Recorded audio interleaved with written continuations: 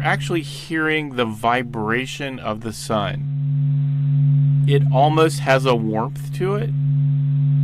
It's just enough where I can almost feel the sound on my skin or on my clothes. I imagine feeling the sun, moving next to me. My name is Alex Young, and I am the Associate Director for Science in the Heliophysics Science Division here at NASA Goddard Space Flight Center. When anything material moves, waves travel through it, and the same thing happens inside the sun. And these waves are traveling, bouncing around inside the sun, and if your eyes were sensitive enough, you'd actually could see this jiggle.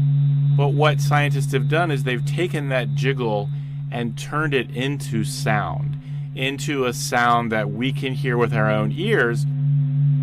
The sun is vibrating at lots of different frequencies, and one of the things that's pretty cool about that is we can use those vibrations in the sun to look inside the sun. We don't have straightforward ways to look inside the sun. We don't have a microscope to zoom inside the sun.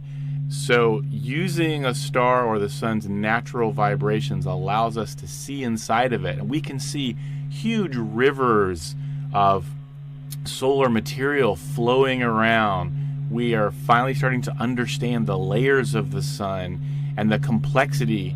It's really cool because all of this complex motions inside the sun are in fact what generates magnetic fields inside the sun. And those magnetic fields float up to the surface and give us sunspots, and those sunspots give us solar flares and coronal mass ejections, this whole thing we call space weather. So all of these things are connected, and that simple sound is giving us a probe inside of a star. I think that's a pretty cool thing.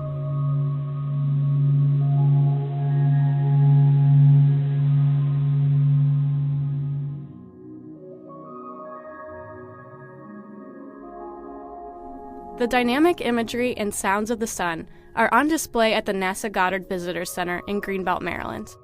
Solarium is an immersive art installation that transports visitors into the heart of our solar system.